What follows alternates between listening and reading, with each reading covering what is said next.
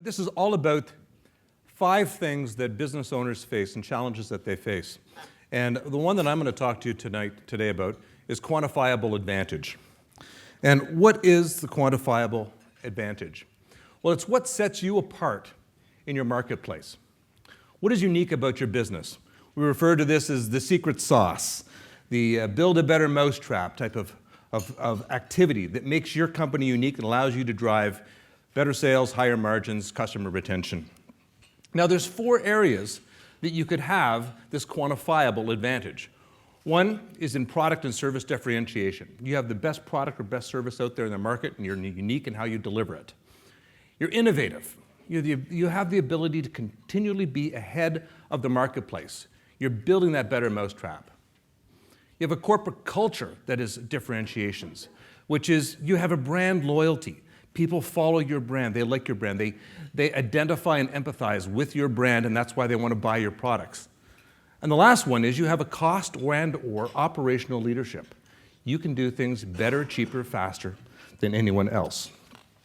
So let's get into how you can do this. Now, we've all read the books. There's many books out there on business. We know Malcolm Gladwell, The Outliers, talks about the companies that are really out there that are doing very, very unique things. We know Jim Collins that gave us Good to Great, how the enemy of great is good. He talked to us about how you go from a good company to a great company. A lot of that was making sure you understand your quantifiable advantage. And of course, Peter Drucker, who is probably the grandfather of all business leaders, talks to us about innovation and entrepreneurship as a unique factor. One of the books, though, that's out there recently that I particularly like is Blue Ocean Strategy.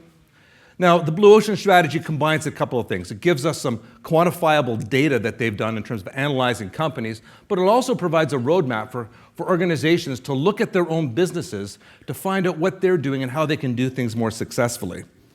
Now, for those of you that have read the book, this may be a quick overview of it, but when you look at the Blue Ocean and what they say you must do as part of the framework, as a business owner, you have to look at, what parts of your business need to be eliminated? What shouldn't you do? What parts of the business should you reduce below industry standards? Because that's not driving value to you. And then on the other side, it's what do you need to improve? Go beyond what the industry standard is to form a leadership position. And then the hardest one of all is, what do you need to create that that businesses in your industry have never done before? That can be very, very difficult. Now, if you've also looked at the Blue Ocean book, one of the examples they use is a Canadian-based organization, Cirque du Soleil. And Cirque du Soleil is very interesting.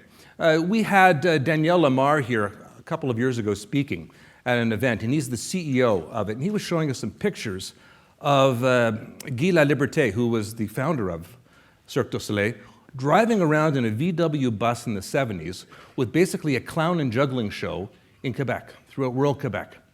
And he knew he needed to do something different.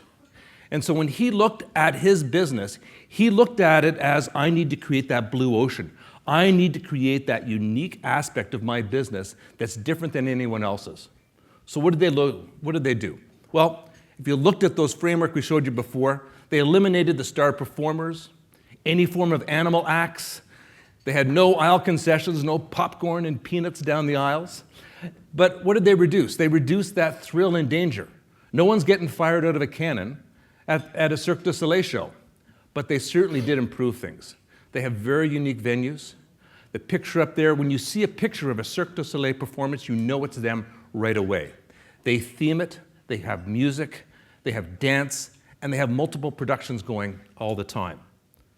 So that's fine and good for a large company like Cirque du Soleil, but how do we relate that back to you and your business? Well, I thought we would take a look very quickly at a couple of local companies and to go through what they've done to define their quantifiable advantage. Now, the first one we're going to look at is the Works. How many people here have been to a Works restaurant? What did you go for? Burgers. So the Works is like the Henry Ford of restaurants. You can have any food you want as long as it's a burger. They started the company in 2001, and the owner sold it in 2010. He had 6 locations. What did they improve? Well, all about the burger. What did they eliminate? If you go to their restaurant, you'll find that there's no bar area, there's no TV. You go in, you wait. If you head for a table, you get to a table, you eat, and you leave. They're closed by 10 o'clock. They've reduced long hours where they're not productive.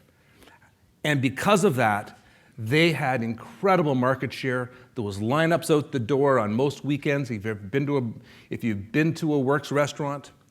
And they had incredible differentiation of their product set out there. Now, what was interesting is that the owner had a little bit of health issues, and he was having an incredible amount of pressure to expand. And he had over 30 people inquiring about setting up Works in the GTA, Greater Toronto area alone. Now, because of health issues, he decided now's the right time to sell. And he sold his 6 restaurants at a premium, and they've continued to expand since then. But their differentiation was their product. Their product was all about the burger. Another local company that we can look at is Bridgehead Coffee Shops. I'm assuming most of you have been to the Bridgehead Coffee Shops, and they're very different from a Starbucks coffee shop. Tracy Clark started this in 2000. She was with Oxfam when they had the Bridgehead was just a fair trade coffee program. She took that idea, came out and actually created a coffee shop and a coffee culture around fair trade. She expanded that into organics when she opened up the bakery in 2004 to create organic foods. It's all in their store. They supply all their own bakery goods. And then last year, she created the roastery and on Preston Street. I don't know if any of you have been there. She now brings in the green beans that were bought fair trade from around the world. She roasts them in their own factory, distributes them to their shops. That's what you drink when you go to a Bridgehead. That's what you buy when you go to a Bridgehead. Their culture is all about fair trade, sustainability, organic. They've improved the process for you to have access to fair trade coffee and organic products. When you go into their place, you feel that there's a culture there. There's a culture of environmental sustainability, eco-friendly. Their employees stay long-term. Their employees are incredible in terms of what they volunteer for out in the community. She has been able to create this value proposition and this quantifiable advantage around their culture. And what has it provided her? She's not selling, but she now has 16 stores. And guess what? They are all within the urban boundary. For her, global expansion would be to go out to a suburb. But that's logistical issues that she'll have to face when she decides to do that. But they have low employee turnover. This industry, Starbucks and other ones, they have a 70% annual turnover rate. She has less than a 25% turnover rate. You'll also see that they have had incredible customer loyalty. And she was telling me the last time I had a chance to talk to her that all of their managers now are promoted from within. They start off as a barista, and then they go in, and then they become managers of the stores. The last company I'm going to talk about with the quantifiable advantage is MedEng. How many here have heard of MedEng? It was bought a number of years ago. It's been in the paper more recently. That's a picture right there of the founder, Richard Lebay. He started it in 1981. He made bomb disposal suits, riot gear. He was dedicated to it. He was absolutely excited about his product. He blew himself up 19 times. Told his insurance company, I think, got a hold of him and said, that's probably not the way to test your product. But what they did and what they improved upon was the fact that they made helmets and suits. They made them for riot gear. And then when we started getting into international conflicts in tropical areas, he made air-cooled riot gear and bomb disposal equipment. They grew, they innovated. But what their biggest innovation was when they moved into electronic countermeasures, bomb jammers.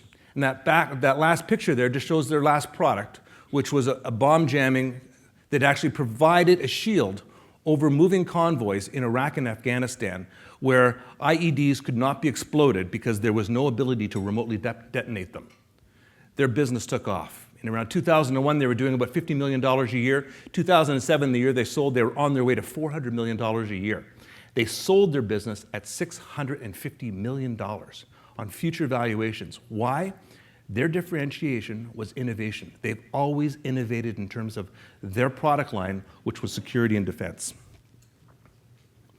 So what is the advantage to you of having a quantifiable advantage? Well, to your business, it's simple. You get to attract new customers. You can retain those customers. You can maintain and improve your product margins because people want to buy from you. But what does it do for you as the owner? Well, it increases the value of your business.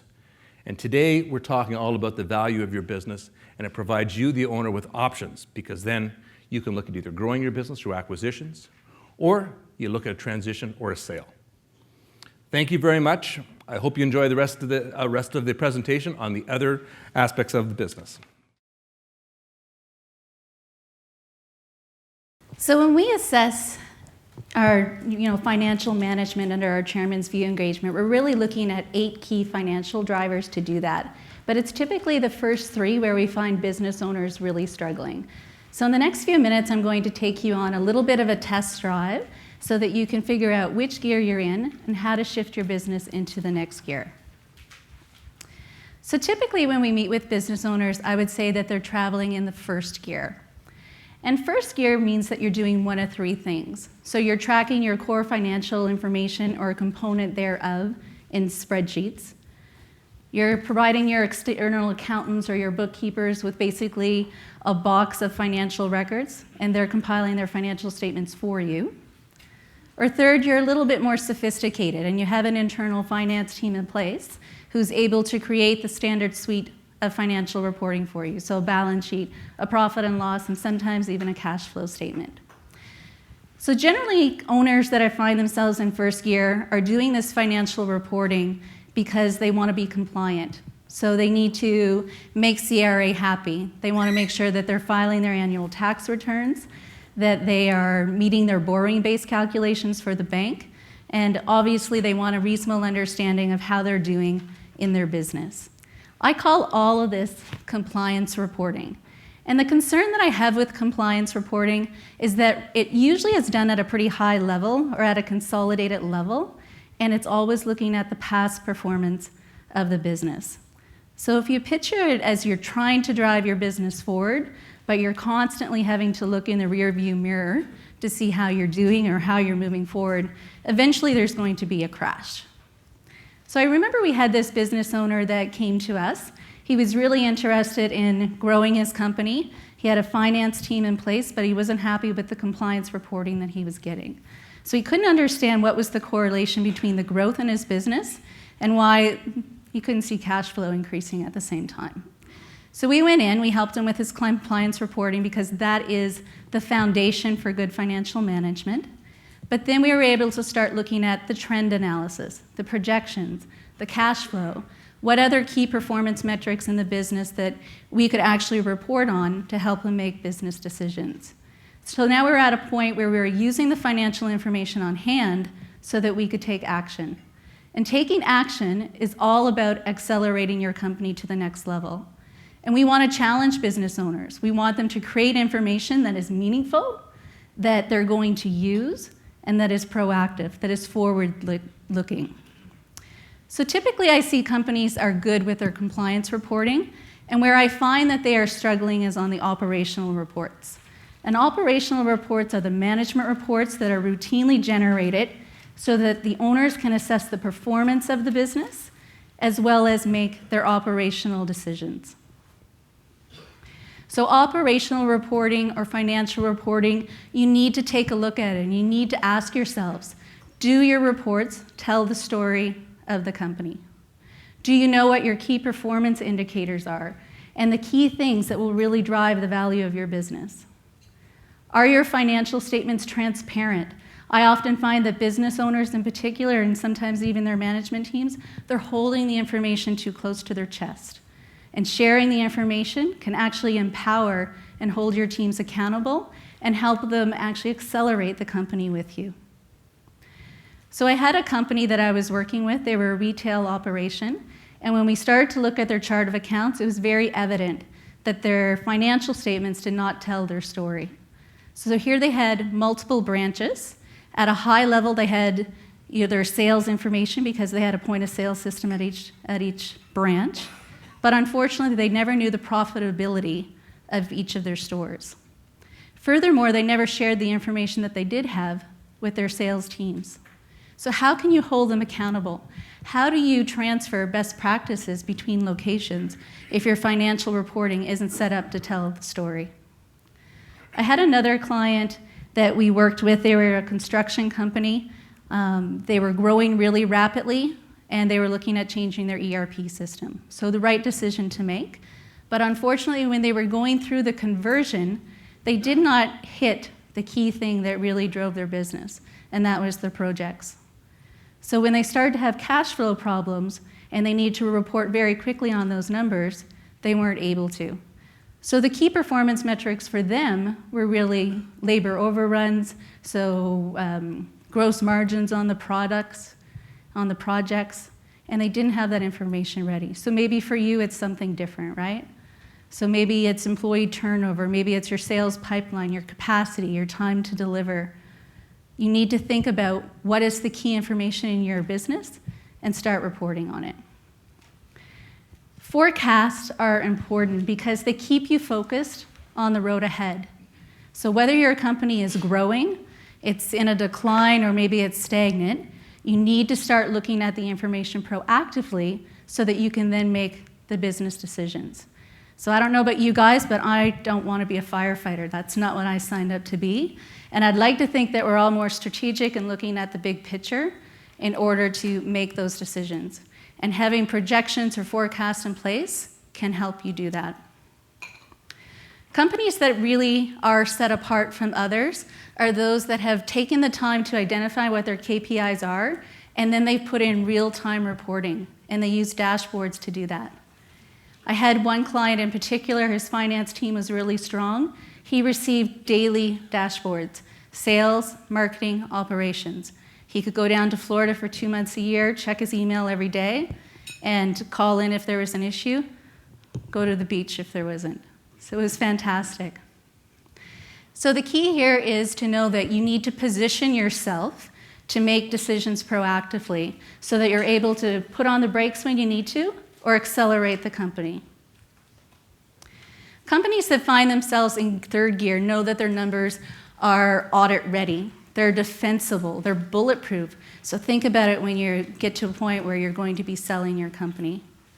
So we often ask our clients and business owners that we meet, if you performed a due diligence on yourself, would you like the results? So if you're sitting there in the audience right now and you're answering no, then you need to do something about it. When I first started with Welch, I got asked to come into a client that was selling his business. We were in the middle of a due diligence process, and unfortunately, the M&A company had discovered that his revenue wasn't recorded properly under GAAP.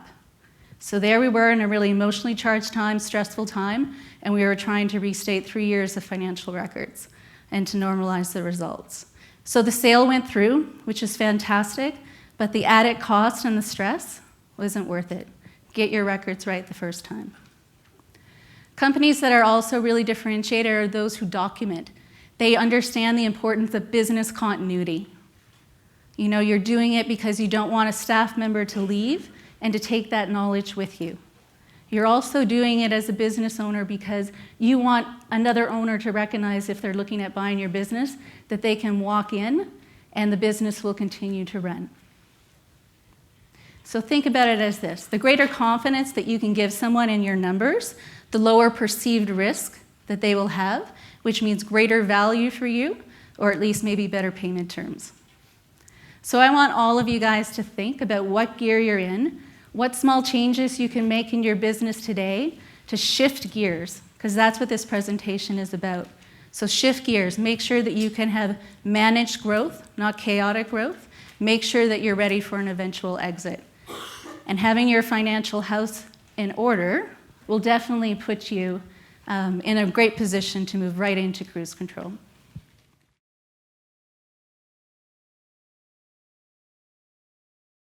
So good morning, everyone. I'm going to talk about people. And I think that everyone recognizes becomes one of the most challenging aspects of growing a business. So again, with the Business Sherpa Group, we're fortunate to be in a whole lot of small businesses where we operate as the HR team for the small businesses. So we're doing operational and functional things. But we're also partnering with management and looking at the strategy and how is the business performing? Can it be performing better? And what can we do differently? And try to figure out approaches to get to that next level. And I want to bring that perspective to the discussion today. So I'm going to focus on 3 major themes. First of all, most importantly probably, looking and examining your team. Do you have the right people that you need to have now? Do you have the right people for the future? And making sure that you can secure your long-term success. Secondly, once you have that team, are they operating to their potential? How do you know they're operating to their potential, and what can you do about that? And then finally, the third piece I want to focus on is just really good HR practices, health, making sure you've got all of the systems, processes, tools, programs in place that drive the results that you're looking for, that's going to build the value, sustain the value, and also protect that value through a potential transfer of the business. All right, so I'll jump right into it. So to explain this graphic, this is all about the right team at different inflection points in your business. What I find is, just to explain the graphic, the different functions are depicted here in different colors. This isn't to scale. It's just showing that, of course, you think about your product or your service. You create it. Then you have to develop it. You have to design it. You have to then market and sell it. You have to deliver it, and you have to support it. And it doesn't matter what the business is doing, whether it's a product or service or the type of sector. Those are the functions that generally happen. So when a company forms, often you have 1 or 2 people who are doing multiple aspects of those key critical functions. And that's perfectly fine and appropriate. The challenge happens, of course, is as the company builds and grows, you need to add people. You can't continue to scale with just 2 or 3 people. So you add people. What happens over time and at different points of time is the business hits inflection points, and you know you're there because it becomes painful. You're either not achieving the results you hoped for, there's frustrations on the team, you're dissatisfied with the performance of someone who's doing great earlier on.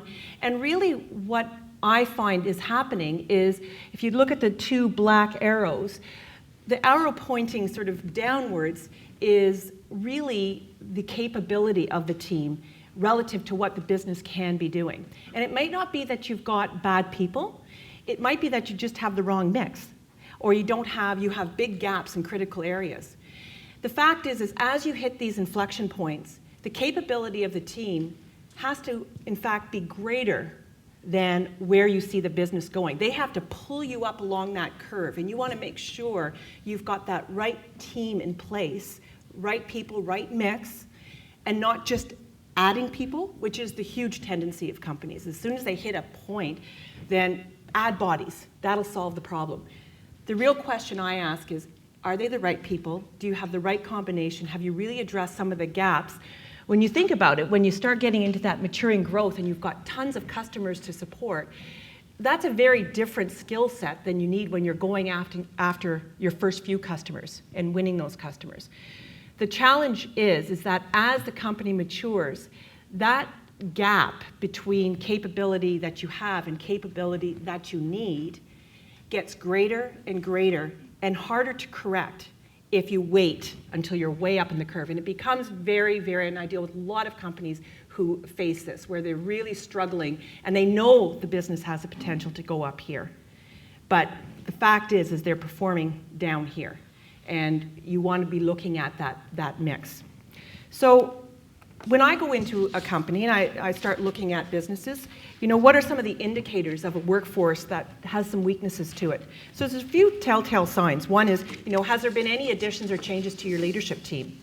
Does your organization actually achieve relatively less with more people? You expect more results with more people. Are you starting to find pressures on your margins despite revenue growth?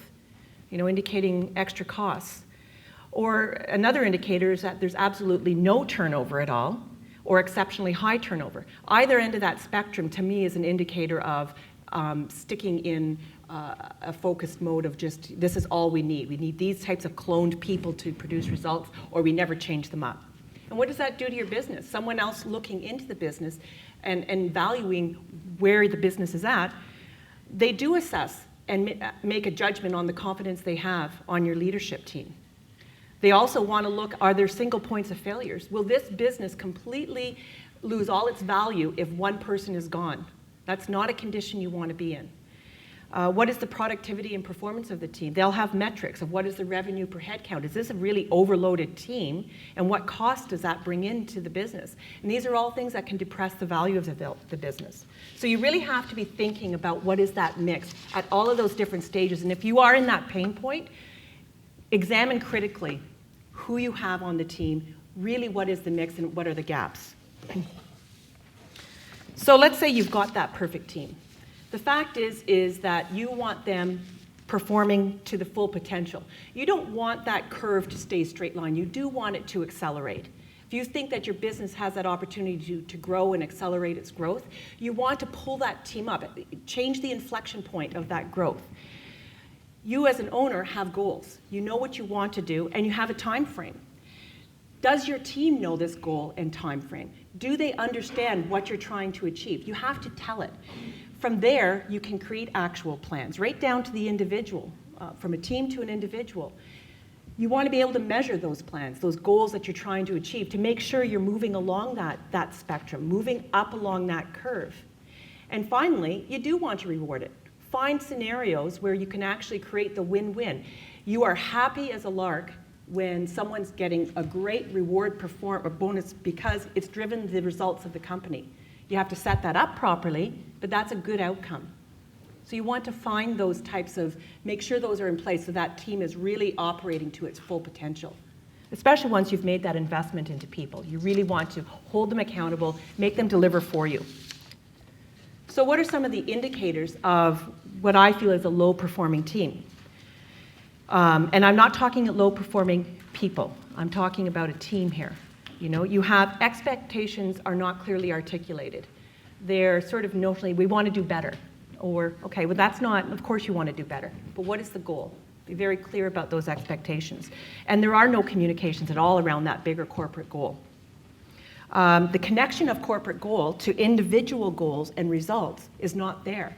So someone says, that's great, I understand you want to do that, but what does that mean for me? How do I contribute to that? Well, you can put goals in front of people to make sure they're driving. And it does not have to be complicated. It's not this sophisticated plan. It can be as simple as 3 slides of a slide deck saying, here's what it is corporately, here's what it is for the team, and here's what it is for you. And this is what we wanted to happen this year. And lack of approaches to reward any type of behaviors that drive results. People are afraid of that often. And that's usually because you don't have necessarily the metrics, some of the stuff that Candace was talking about, really understanding what is driving growth and making sure if you have a reward plan, it self-funds itself. It drives performance that pays for any bonuses. And it's a win-win scenario. And again, what happens, what causes the business to become devalued? Well, of course, if you don't have that high-performing team, you miss critical milestones that are essential. If someone's looking at the business or you want something out of the business, you know you have to hit certain milestones to realize that value. Star performers are not locked in, they're at risk. And this is something I see often where I look and I think, my goodness, you've got a couple of really key people. Have you really locked them into your business? Have you really thought about that? And of course, there's a tendency to really over-leverage loyalty until it's not there, and then everybody's very upset about what happened. There's ways you can really lock people in meaningfully. And of course, nothing being in place at all to push performance. I think that if I saw that lack of push of structures and actual plans in place that drives performance that can actually be measured and actually has a meaningful result for someone, then I would say I don't see why they would bother. You want to see those types of plans in place. And again, they don't have to be complicated. If you know your numbers and you know what you want to do, you can create plans that achieve that goal. And it's really important. All right, so just finally, just looking at the structures of, or the right structures and processes. I know that sounds boring, but to me this is just good health around making sure you can not just check the list to make sure you're compliant, it's about driving business value. Doing these things right drives the value and protects your value. So it's important to look at these. So of course, when we think of contracts, you do want to have contracts in place. You do have assets, you do have IP. That you want to protect. You want to retain and lock in those key performance. You can do that with contracts. You want to have the appropriate liabilities and obligations that mitigate risk in the company, in the contract. So what do you give and what do you get in return? And making sure there's good balance that's getting you what you need. Compensation. You do want your compensation appropriate for the market. You want to understand where do you lie. It's better to know than not know. It's really understanding if you're lagging. Okay, there's other ways you can come at that if you don't have the cash right now. And motivate and reward that performance. Sales incentives. This is a really tricky one and one I find that's very challenging for a lot of companies, but you do want actual plans in place. If you have people selling for you, the expectation that they will deliver on results is absolute. And you should be able to define what those results are and make sure they're attaining them and they are rewarded against that.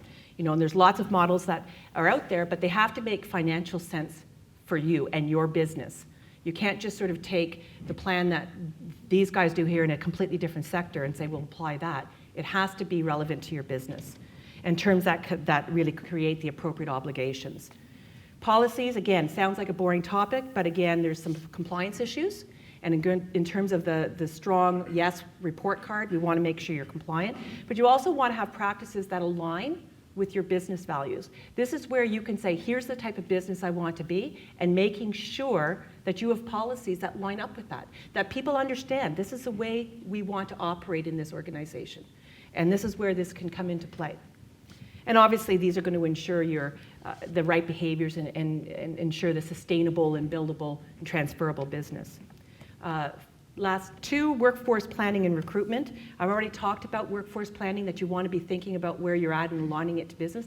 Then you want a really strong, I could have a whole session on recruitment. It's not something you should handle lightly. It's not something you should just defer to someone else. You have to be very mindful about getting those right people with you, and you have to be thinking about exactly what problem you're trying to solve every time you hire someone. And if it's just, I need a body because I've got work, that's the wrong answer. You want to be thinking much more deeply about that. And finally, performance management. You do need to have effective tools. People need feedback, obviously, but again, coming back to performance management of the individual, but this is also performance management of the company, right? You want your company to perform. You need to manage that performance right down to the individual. So individual performance management, company performance management, are completely linked, and you can't separate them, nor should you. So put plans in place that really, really drive your business value. So everybody's heard the three presenters on the three red flags that depress value in your businesses. And I'm here to speak about another red flag, a pretty significant one, and that is the strategic direction.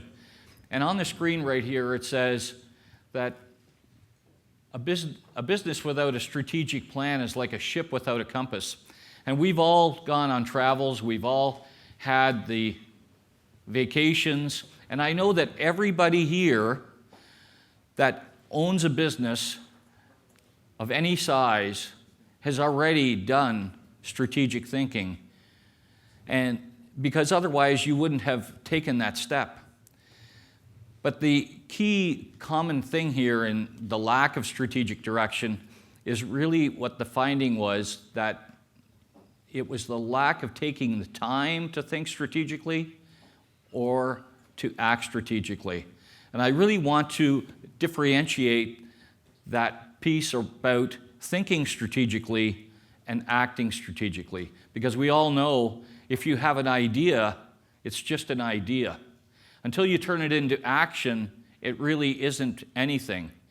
And I also want people to understand that the key focus here is that valuable businesses do have a strong sense of direction. That's what increases value. And we see this all the time in the work that we do, consulting, that we hear, because we get to interview different parts of the management team, they say things like, well, I'm really not sure what the vision of the business is. I really don't know really what we're doing. I know my job. I know I'm the manager of X or the manager of Y, and I'm really focused on doing these things. But they really aren't necessarily, don't understand that they're in concert with anybody else. And also, I think that if you've taken the risk of being in business, that you definitely have taken the time to think about, well, why am I in this business as opposed to something else? Well, I'm gifted at this, so that's fine. So you already have taken the time to think strategically, and I would encourage everybody here to take it to that next step.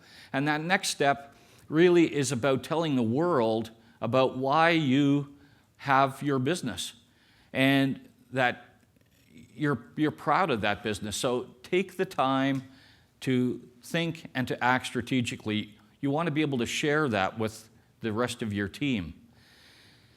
And I think that strategic planning, the reason that a lot of people, and we'll talk about this in a few minutes, a lot of people don't really relate to it because it's one of those nebulous kind of concepts that I'm sure that most people have already been through a number of different strategic planning sessions, and at the end of the day, their experience hasn't been very good because they've gone away for a couple of days or they've taken time away from their work and they're talking about all these different things. They're sort of contemplating their navel, and at the end of the day, nothing happens.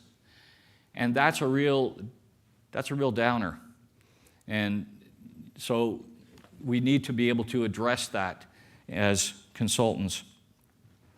I want to use the analogy right here of driving a car because the whole theme today is about shifting gears and shifting into a higher gear.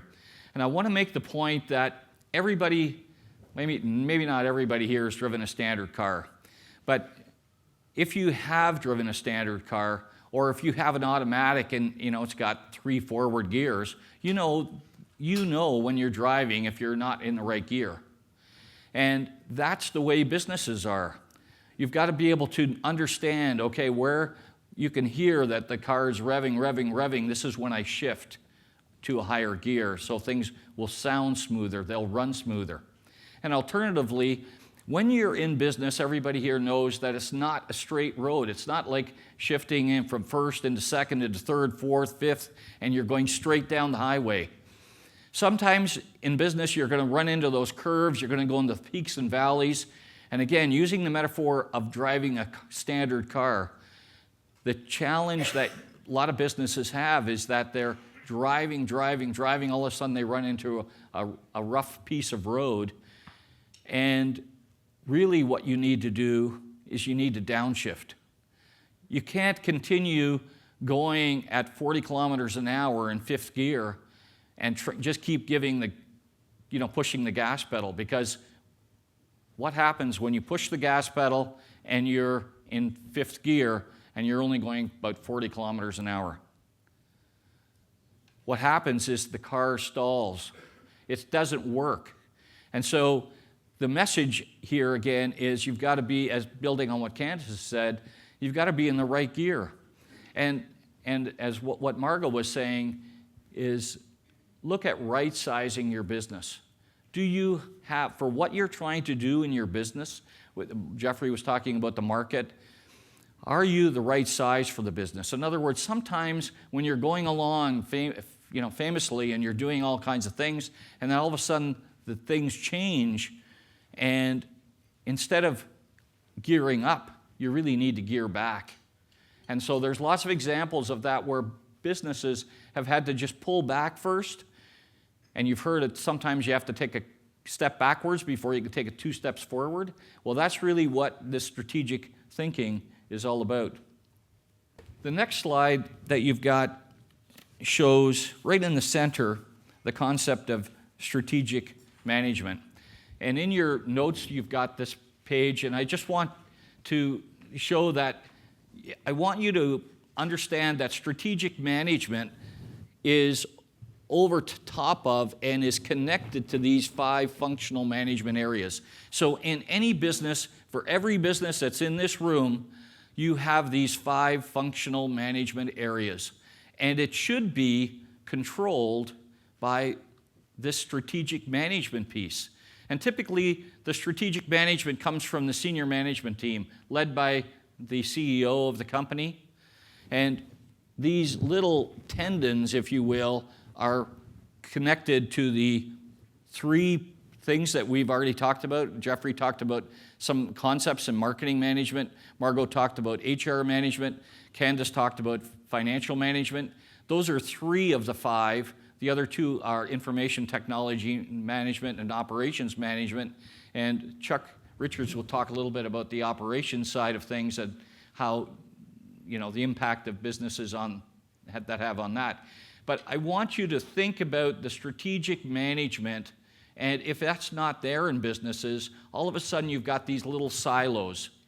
You've got marketing doing great things, off doing what they're doing. You've got HR doing what they're doing, and you've got finance doing what they're doing. But nobody is really aligned. And once you create silos in companies, it's really difficult to try to get management to change, and it creates all kinds of potential problems. So if you don't have the strategic management piece linked, because there's always tension between these functional areas. And so the role of the senior management team is to keep that tension viable, that the company is continuing to move forward. I want you to think about if companies without that strategic management piece overlying that, it's like having a car with only 1 gear, or better still, without the transmission. I mean, you can have all these wonderful pieces in your business operation, but if you don't have this strategic management piece over top of it and everybody understanding their role and what they're doing, then you really aren't going to have the value in your business that you should have. So I encourage everybody to take that to heart in terms of trying to get to where you need to be. And the next slide talks about strategic planning. And the simplicity of strategic planning, the reason that you need this concept overlying all of these different management areas, is that strategic planning is simply a tool. It's like having the right tool to fix your car, the right tool to do home renovation project. Everybody here knows that if you have the right tool, it's a lot easier to do the job. And when you look at the little graphic around this thing, you start to see all the different names, that strategic, vision, planning, mission. And the interesting thing about strategic direction for the businesses that we talk to, business owners, is that I know that the business owners have thought strategically. But unfortunately, they keep it to themselves. They've got it all up here. And that's a real problem. The knowledge management just in your head isn't going to translate into the right activities by your team, your management team is going to be confused as to what you should be doing. So it's important to have the strategic plan because it's going to help the team focus, and it's going to help everybody understand what the game plan is. And quite frankly, it's not all that difficult, and I'll get to the simplicity of strategic planning in a minute. But it's going to help in focusing the company's energy. It's going to ensure that all staff are working together so they understand the common goals. It's going to be able to adapt to the changing environment of your business. And it's also going to help prioritize the financial needs of the business. So you're going to have those crucial conversations, something that Margot talked about earlier, those conversations that need to be had so everybody is on the same page. And so simply put, strategic planning is a management tool, and yet why do we have such a large percentage of organizations without that plan? And you get into all kinds of reasons, and you have those in your handouts, those 7 reasons there, but essentially you'll see lack of, mentally fatigued. Organizations, I think, have just a misconception, or people just haven't been educated about what exactly is a strategic plan. And it's not necessarily the 65-page document that everybody thinks it is. It's simply, what are we doing? How do we do it? And, are there things getting in the way? Have we looked at our business from a strategic point of view? Do we have alignment in those management functional areas that everybody understands the role of that they're playing in the organization? Lots of times, as you see this list of the excuses why people don't have strategic management things, it's typically lack of commitment on the higher level management team, that, it's just another one of those fancy things we're going to do. So it needs to be embraced by the higher level management, because if it's just something that it's just a bright idea that a junior manager has, or somebody who's gone through an MBA program, it's not going to get the support that it needs to get. And you don't have follow-up. Great.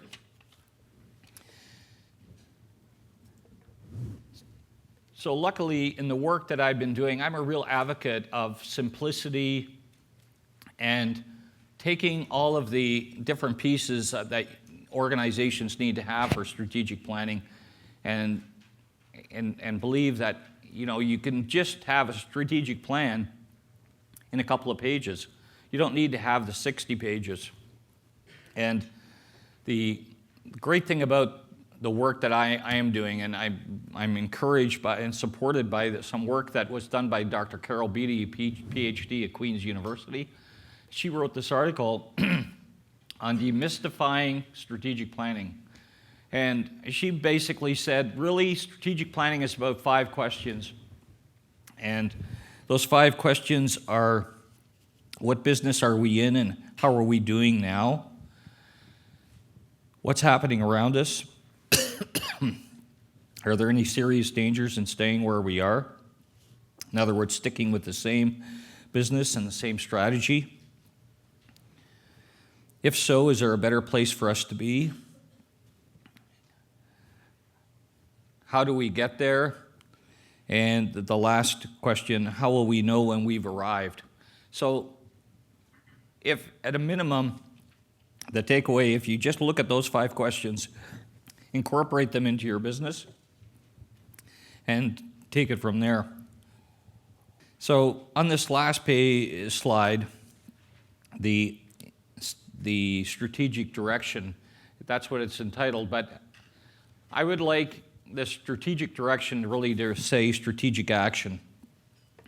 Because half the battle is simply the strategic planning. That's the first part, the strategic thinking. When you've got your management team, and again, can be around a coffee table, you can make it fun. How can you make this, and how do you make it enjoyable?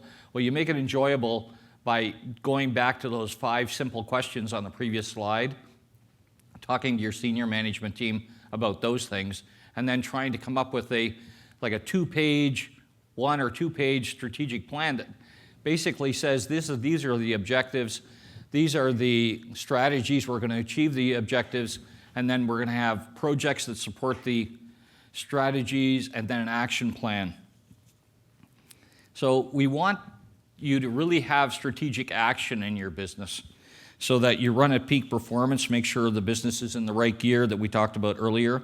It's really important to know that bigger is not better. Margot talked about that, and running leaner has many advantages and efficiencies.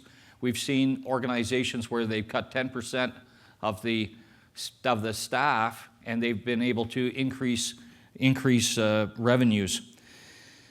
It helps you get out of the crisis mode. getting things meshed well so that everybody's talking with one another. You've got the great communication. I think one of the challenges to leaderships is that companies really want to understand where they're going, how they get there.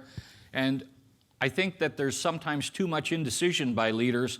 You can take a day or two to review things, get the right data, but deferring on key decisions in your organization for more than a week, I think, is simply just procrastination, and it becomes analysis paralysis. So don't try to be in that place. The other thing, you don't want to grind your gears. Make sure you've got regular tune-ups. You want to be able to leverage the resources that out there, get that outside help. Some of the testimonials talked about that earlier. And the last point, simplicity in planning and words that everyone will understand. So strategic planning isn't about having all these fancy words and documents. There's clarity in brevity. You can use simple words, simple message that everybody is going to understand, and be proud of what you're trying to do. Tell the employees they are going to become much better engaged when you do that, and that's going to be able to shift your company into the right gear or a higher gear. Thank you. First and foremost, thank you very much, everybody, for being here. And secondly, thank you to the Welch Group. One of the pleasures I have is because I work with advisors around North America. I can tell you who the best of the best are. And Welch is in the top 1% of folks who do this kind of work across North America. So we've been fortunate enough to be working with them for, Candace will tell you, probably 100 years, but something like that. I want to start with a quick story. So the do-it-all business owner, that is the number one red flag. A red flag is something that exists in your business that can negate all of the value. Basically destroy all the value you've created over decades. The number one is the do-it-all business owner. So there was a trucking company, and you folks like numbers, so I'm going to give you the numbers. It was for sale. And I was the chairman of another trucking company, and we saw this in Transport News. So the company was for sale. They had $1.2 million in hard assets. They had over $700,000 in earnings, and they were asking $1.5 million for the company. Now you'd think that would be a very simple deal to do. We showed up at the company. We were the 32nd buyer in 2 years to show up. It didn't take us long to understand that these owners had great numbers. But we had no clue how they got those numbers.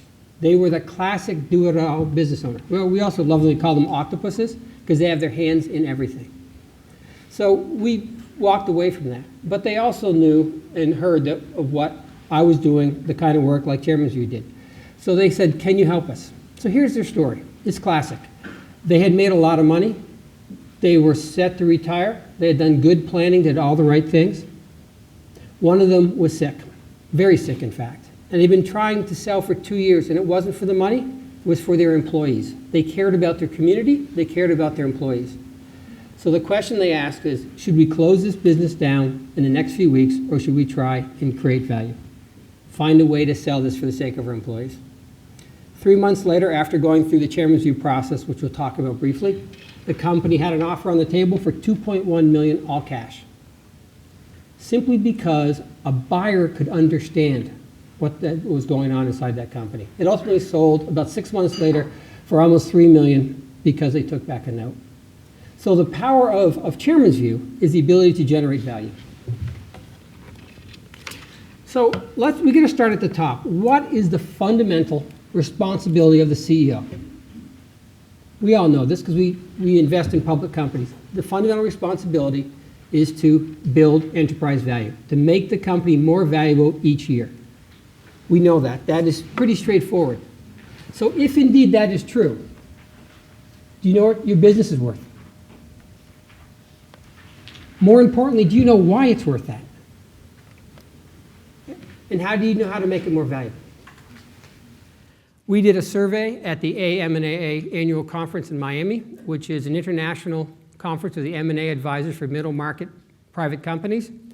They tell us that 95% of private business owners, when they come to them, have an unrealistic view of the value of their business, 95%.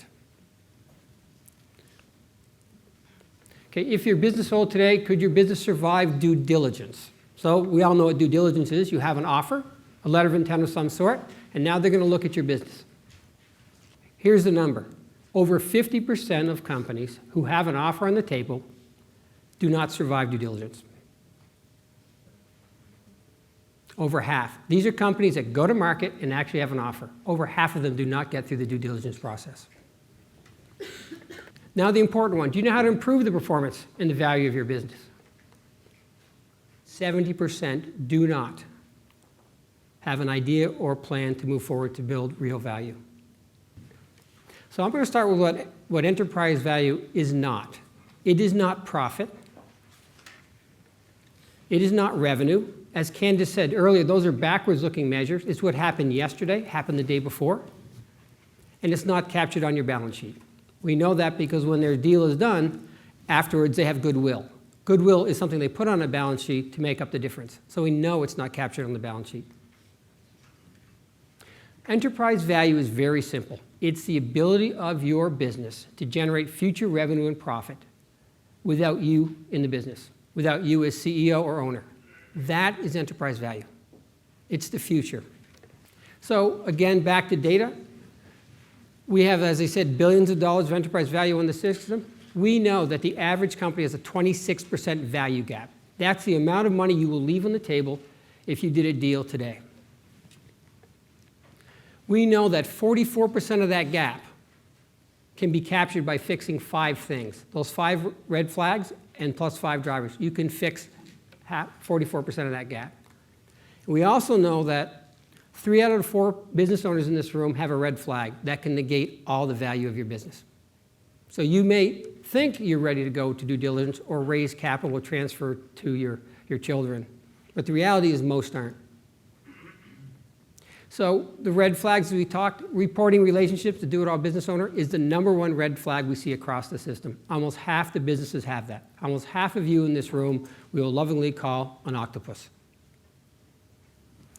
So as Bruce mentioned, the software underlying Chairman's View is called core value. So core value was run on a company that had an offer. Down in the States, someone like Chairman's View here was engaged with the company because they had an offer on the table. And the offer was withdrawn by the buyers. This is a $35 million offer. A $35 million offer. Young person. And so they said, okay, what happened here? So they brought in the Chairman's View type advisor. They went through the process of core value. And out of it, it identified 4 red flags. They were exactly the reason that that buyer walked away. Exactly the reason they could not have survived due diligence. The number that the software gave them was $35 million, within a couple $100,000 of what the offer was. That's good data. But more important to this owner and CEO was they knew what to do. So what really matters going forward is, what do I do now? You heard these great things that you can do with your company. You as the CEO or the owner need to choose what you do. And that's what we need to help you do, is let's prioritize. So why does this really matter to all of us in this room? In North America, there are 6.5 million private businesses that have payrolls. That's half the North American job base. 75% are owned by boomers. I look around this room and I see the majority of people in this room are boomers. You own most of the businesses. And when it comes time to sell, there's actually about a 90% failure rate that you're going to sell your business. So not only historically is there about a 90% failure rate to sell a private business, at the same time that you may be thinking about retiring and selling, 4.5 million other folks are doing the exact same thing. So over the next 5 to 10 years, we have 4.5 million private businesses with payrolls heading towards an exit. And the majority of that time, it won't happen. It puts our communities at risk, it puts your retirements at risk, and it puts our countries at risk. So let's step back to the beginning. This is about shifting into high gear. So how do we think about the business? Think about your business as an engine. The output of that engine is revenue and profit. That's what happened yesterday. So we have a very good, accurate measure of what happened from your business, its output. But in order to understand enterprise value, the ability for the engine to dependably generate future revenue and profit, we have to look under the hood. We have to measure the gears that enable your business to effectively generate future revenue and profit. So what Core Value has been pioneering with the Chairman's View folks and others around North America is how to do that. The ability to look under the hood and say, okay, operationally, what's broken? What do we need to fix? So we have a framework of 18 value drivers. Just like in the world of finance, it's built on a framework of financial statements and standards. In our world, the operational drivers are the same thing. We have a set of standards underneath this of a well-run private business, and these are the 18 drivers of value. I'll quickly go through them. Growth. Is your company growing? How big is your market? Do you have a dominant market share? Is your revenue recurring, or do you have to recreate it every single day? Are there barriers to entry? Can you protect your market? Is your product differentiated, as we talked about earlier today? How strong is your brand relative to your competitors? Do you have a margin advantage? Do you have a financial advantage that you can prove? And do you have customer diversification? Do you rely on a few customers? Those first 9 are called market drivers. Those are things external to your business. The next 9 are operational drivers, internal to your business. Company overview. How quickly and effectively can you communicate to the outside world? Finance. We're not looking for your numbers. We want to know about systems and process. That's what Candace talked about earlier today. Do you have systems and process to deliver accurate results? Sales and marketing. It's great to have hotshot salespeople. It's more important to have a process and systems to drive revenue that you can duplicate with new salespeople. Operations. Can you deliver on your promise to the marketplace? Customer satisfaction. The first question is, do we know what it is? Do you know what it is? And the second question is, do you measure it? Senior management. That's about the jet we talked about earlier with Bruce. Can you get on that jet? Do you have a senior management team? HR, again, it's about process. Can you get the right people in the right job at the right time when you need them? Legal, is your house in order? And innovation. Do you have innovation? Do you capture it at all levels? So those are the 18 drivers against which we measure your business engine. So the Chairman's View process, this process is exactly like those 3 siblings should have done. We talked about the 3 siblings in the business. They needed to go through this. Define success. You can't go anywhere till you define success. When you leave today and you get in your cars and you go somewhere, it starts with knowing where you're going. Because if you didn't know where you're going after this conference, you couldn't get there. And that's exactly the same as a business. And then what does Core Value software do? We enable Chairman's View to assess efficiently and quickly the business. And I'll talk about that assessment. And then we enable them to track so that you know what your ROI is. Because it's great to be fixing your business, but as a CEO, you're required, I believe, to measure things and to know what the ROI of any investment is. And they can do that for you. It's about the scoreboard. So I'm going to tell another story about a manufacturing company. It was a nice company. It wasn't huge, nice company. The owner decided one day he wanted to do something else. I don't know if he wanted to go to Tahiti or if he just wanted to go write a book, but he decided he wanted to do something else. So he got an M&A firm involved. They brought him an offer. He was happy with the offer. He went through due diligence. And in fact, he survived due diligence. Well, mostly, except for one hook. There's always like one hook in every deal I've ever been involved in. One hook. So the buyer came back and said, listen, I'm going to offer you the price, exact terms, it's all good. This is the one hook. You have to stay for 2 years to run the company. You have to stay for 2 years. He was a classic octopus. The risk to the buyer was that they could not get their arms around the business. So they said, absolutely, but you stay for 2 years. And his answer was, no. I was selling the business so I can go do something else. So he went through with an advisor, like Chairman's View, the Core Value process. So this is what he did. He did the assessment. In the assessment, we can tell you what your transferable enterprise value is. We know what your business is worth. We know what the potential value is.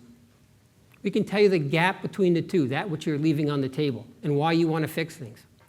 We can tell you what red flags you have that can negate all of the value It's really pre-due diligence. M&A firms use it as pre-due diligence. It's a way of being able to quickly assess where the company's at, and it provides a roadmap to improve.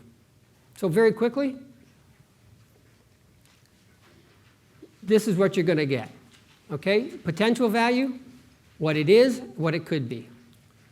We're going to give you your core value rating. How strong is your engine from 0 to 100, from a weak engine to a strong engine? We're going to tell you what the critical value gaps are. What are those things that are making up 44% of that gap? On our system, the average gap is north of $3 million. So if you folks are the norm, each one of you is sitting on $3 million worth of gap. We can tell you the red flags, and we track progress. This is back to tracking, being able to say, what is my investment doing? And this report is my favorite report of all, because in one place, you can have a view of your business, of the engine, what's weak and what's strong. As you heard earlier, someone saying in one of the videos, we work on the weak things because that's where most of the value creation is. You worry about the reds. This exact thing was done with that business owner who had the offer. And again, he was an octopus, the do-it-all business owner. So he went into the next level, okay, the track. And what is track about? Well, it's quantifying a list of actions. You need to know what you could do so you can define what you should do. We prioritize the actions so you can get an ROI. You can actually say, if I do this, it creates this much value, and it's going to cost me this. Is it worth doing? We do regular core value rating reviews, just like public companies, right? They have a quarterly board meeting. You need to know how strong your engine is and where things are. It goes back to the strategic plan that was talked about earlier. And we track the increases, because nothing drives success like success. And as you go forward, you're going to complete due diligence. Now, you may not need due diligence for a decade or 2 decades, but it's always good to have it there. Because you may decide to go buy a competitor and you need capital. You may decide to sell a piece of your company. What happens is it creates options for you. The better run your engine, the more options you have. So here's a report on the track side of it. It basically lists all the things you can do, all 18 drivers, and the amount of the gap that each one's creating. It's going to give you the red flags, where they are, and what can be done about them. It literally is going to give you a complete list of things that can be done in this company to capture that gap on a very granular basis. And that's where the folks from Chairman's View come in. They can help you define what to do, when to do it, and how to do it. So the software is good about telling you what your company's worth and why. It is not about how you fix it. That's between the CEO owner and the folks at Chairman's View. And track it over time. So this is what happened to that business owner.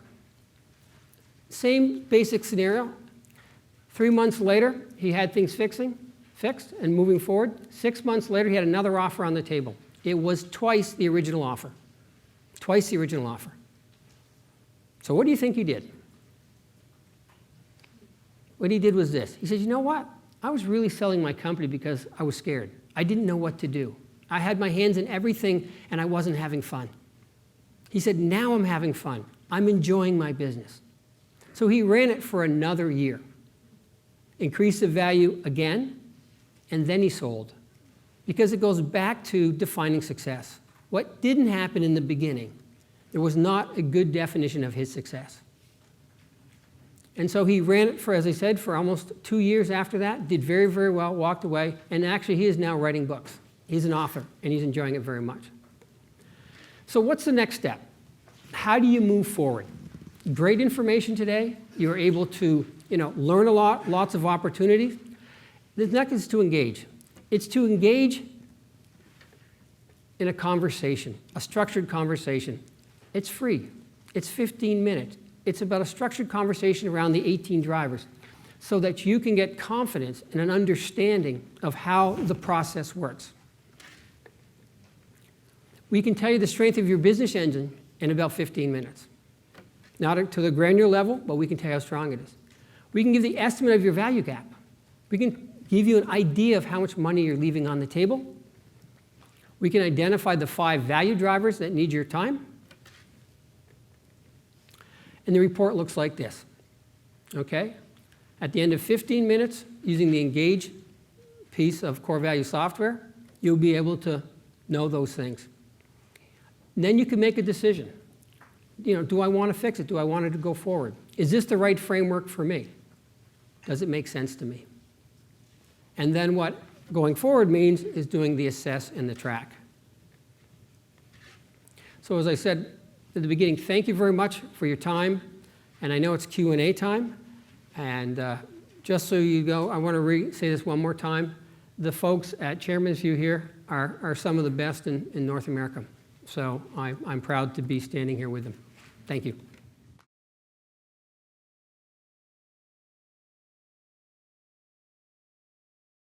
Now we're going to give you guys a chance to ask questions. So you guys have questions, there's a microphone out there. Logistically, how does the Chairman's View software work efficiently and effectively on, say, an ongoing basis? I mean, does it have an interface with the company's existing ERP? And I hope it's not the Candace's first gear with everyone using the spreadsheets or the shoebox. But how does that logistically play out month after month, or even week after week or day after day? Let Chuck answer that one. I think he's the best person. On the track portion of the software, what it does is it creates, in essence, a scoreboard or a dashboard for the CEO, so they know what the value of their company is. And as you fix things, you go in and you can be able to go in there, increase your scores. So there's an assessment, a scoring system. And as you change it over time, you can watch the value go up. But how does it do that, was my question. Does it require someone to actually sit and enter data on a daily basis, or does it integrate? It can be done monthly, weekly, quarterly. Like, does it integrate with your ERP system, for example? It does not. Okay. So it's data entry. It's data entry, but it's not intense. Thank you. Sorry, one of the things that I really love about the software is that it really is a project management tool.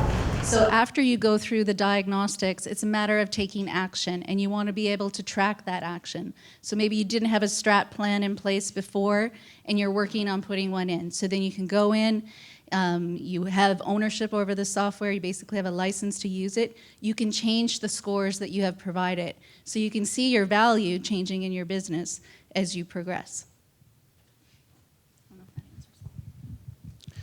I have to admit that about 8 years ago when I started doing this, I sat down, my background is software, and laid out the idea of a software tool to help what I wanted to do. It took me about a month or two, and I sat down and said, well, there's another $1 million or $2 million development, and I had just come off a software business. I ain't doing that again. And when I saw what Chuck had done, and when Candace brought me in, it really mirrored, not to the same extent by a long shot, but the idea of having a tool like this to help manage businesses. And it really is comprehensive. Chuck had the advantage of he'd done this in research and had a lot of algorithms. Well, my view is just a bunch of questions. The only thing that I wanted to add is if you are a business owner and you're looking at selling your business, the software also has a vault. And the vault is interesting because when you're preparing for a due diligence, oftentimes what happens when we go into owners, they don't have all their information in one place. So it's a really good tool in order to put, your strategic plan or your business plan, your historical financial records, and some of those operational reports that I was talking about, so you can hold it all in one location. So if someone comes knocking on your door and they want to buy your business, you're ready. Okay, who's next? I'm going to ask a question. I'm going to try with Jeff this one. What type of businesses do you work with generally as a rule of thumb? Well, we're working with sole proprietor businesses mostly, businesses that are localized to the Ottawa marketplace in general, and owners that are in a position that they're looking for those options, not necessarily just to sell, but owners that are looking to how do they capture the value of their business, either to go about and look at expansions like acquiring some of their competitors. Some of them are looking at transitioning, but it can be transitioning to family members, or then transitioning into a sale if that's not an option in terms of going to their family members or to the management team. I'm going to add to that. Sorry.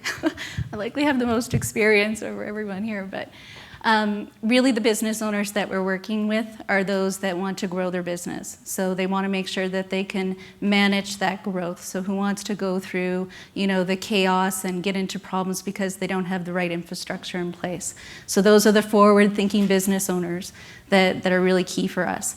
We're also working with a lot of business owners who do want to stage their business for sale. So 2 to 3 years out of a business transaction, they're looking at having their financial house in order, their company in order, so that they're ready for that due diligence process. They want to ensure that they can maximize the value before exiting. We've done our engagements with companies anywhere from $750,000 in revenues to around $40 million in revenues. Typically, those companies do not have a board of directors, because if they do have a board of directors in place, they're there driving the value for them. So that's what our chairman's view is. We're there trying to drive the value for the business owner. Thank you. Hi there, it's Trevor Stevenson of the Leadership Group, and thanks to Welch for having us out and pointing out all the gaps that I have in my organization. Definitely room for improvement on the processes and the strategies and things like that. In the work that we do, we see so many organizations that they either have these or they don't, and there's so much research out as well with respect to the leadership. And Margot, you talked about the corporate leadership and the software itself. Talks, one of the drivers there is senior management. How deep does that go into those actual skills of the leader? Or the leader of the leaders, that senior management, the owners, to actually engage with staff to build trust, because we've seen that time and time again, whether those processes are in place or not, be the biggest breakdown in an organization. People wanting to leave or just absolute disengagement. I don't know if there's any public sector folks here today or not, but it's been a rough ride for a lot of people in a lot of organizations that it's hard to recover from or turn that around if that leadership, if they don't have that ability to communicate and build the engagement in the staff around them. So I can't speak to the software, what that has in terms of those scores, of those metrics of competencies.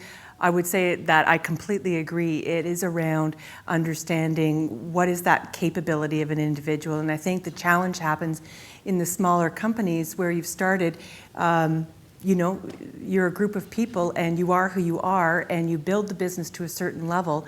It comes to a next point where there's new things you have to be doing, and you won't necessarily have those critical core competencies that you need for that next level. And I think it's all about really critically assessing that of yourself as a leader and knowing whether or not you're filling that gap and the team around you. And unless you can really stare at yourself and understand if that's being addressed, I don't think you can translate that to others, and it does lower engagement. I'll add in a little bit more. You saw Stacy interviewed before, and you saw Robert Dick of Neilcorp Homes. They're actually two businesses owned by the same people. And yes, Stacy, as she said, was ready to leave. She was not ready to leave, but with her leaving, there would have been two companies that really had a big hole to fill. So the first thing we did is get everybody involved. Everybody bought into the process. A lot of stuff came on the table through discussions with the staff that not everybody was telling you. You found a lot of things under the rugs. And once I came to the surface and started talking about it, people realized they've got to address them. There were some core underlying issues that were not letting the business perform. That's changed. It's all modified. In fact, she let the cat out of the bag there, because that's not supposed to be known information, that yes, there's a management buyout going out on one of those companies, and she is one of the management team buying in. So it's gone from I want to leave to I am now an owner for her. Good morning. I think just picking up on the leadership question, I'm wondering how dependent the process is, and I don't know the makeup of the room, owners versus leadership in the room, but how dependent the process is on ownership, both not only buy-in, but involvement versus the leadership team or management team involvement, or CEO for that matter. And you talk about CEO versus owner, and I'm wondering if there's a distinct role difference there, obviously. I would say in probably 100%, the owner is the CEO. Sorry? Oh, not in your case. Okay, but I would say in our experience, the owner is the CEO, but in every single instance, if not, the CEO is involved. We always work with the owners, but we always include the top management team Otherwise, you're going to go nowhere. Nowhere. And as I 90% have been. So it's CEO it's a symbiotic relationship, obviously. Absolutely. And Yeah. in many cases, you Okay. get the CEO wearing the CEO hat, and then he goes home and wears the ownership hat. And I tell you, 90% of their time is spent on the CEO hat. They don't address the value chain and the value creation as much as they should. They're down in the trenches doing the CEO day-to-day operational stuff. So it's important that we do have the owners buy-in. But usually what happens, we need their buy-in when we go through the first phase, which we call the diagnostics phase, right? So they need to tell us what their goals are and their objectives, and that's really what we're using to drive the business forward. Once we get into phase 2, which is the implementation stage, a lot of times we're either working directly with the owners themselves or we're working with their management teams. So I know Bron and I have a client that we're out there right now. The owner has kind of stepped back away from the process, but we continue to work with their management team in order to implement the action plan that we came up with. Robert has something to add? Thank you. I've been a chairman with Chairman's View from the outset. I'm a practitioner, I'm a lawyer, business lawyer, and we do intellectual property. One of the things we do, of course, is to assist clients when they're ready to sell their business or business lines. I have 2-3 deals right now, or purchase. And I can tell you that really I can validate what was said earlier about failed due diligence. I've had in the last 2 years 3 that were going to be sold, were going to be purchased, and they failed the due diligence. They just didn't get the offer. It was pulled off the table because they did not have their ducks in a row. So as a practitioner, I see that from a day-to-day basis. I'm beginning to talk to my clients about involving Chairman's View in the pre-due diligence phase, well ahead of having a buyer come out of the woodwork, because just recently, one of those 3 that failed had a great offer, and he just knew that he just wasn't ready. So again, I can just validate from a practitioner's perspective that it's certainly worth investigating. Thank you. Go ahead. So actually, a very quick question before Hayden. Are there options for business owners if they want to take some chips off the table? So they don't really want to sell yet, but maybe they want to, have some cash and keep running the business. This is not about selling. If you want to get an investment or an equity investor, there's no issue from our viewpoint. We're not involved in the selling process. Yeah, Bruce, it's all about creating options. I mean, that's what we say Chairman's View is about. So it's trying to discuss with the owners what they want to do with the business. So growth, exit, chips off the table, it's all there for us to discuss. Can you just talk to us a little bit about budgeting for this kind of activity? Because some of us are involved in startups where our cash is like fully utilized right now. How much cash do you have first, and we'll ask the question. Yeah, but we know we need to do this stuff because ultimately we want the value in the company, but we've got a lot of places to put that dollar. Yeah, so there's basically 3 service levels that we do, and really primarily we've been talking about the more in-depth diagnostics, and that starts at $15,000, and that's where we're going in and we're interviewing the owners and their management teams. We're walking away with a clear understanding of where the business is at today. We take them through the core value diagnostics, and we provide them with a very tailored action plan on what they need to do in order to improve their value. We obviously know that not all businesses have senior management teams, and there's a lot of companies that are run by 1 or 2 key individuals. It's the same type of engagement that we would do, but we break down the cost and it's $9,000. If companies want to get started immediately and they want to go through the diagnostics where we're going out and you get the expertise of a chairman, and we always go in with 2 people, so there's a business analyst as well, it's $5,000. And what they're walking away with there is they own the software for the year. They have the diagnostics tool. You can highlight basically what the red flags are in the company, start picking off 1 or 2 things that you can work on immediately. So you can choose to do those either in-house or you can engage us for the implementation stage. So depending on where you're at in that life cycle, depends on the type of engagement that we recommend. And so far, I don't think we've had one client who has said it wasn't worth it.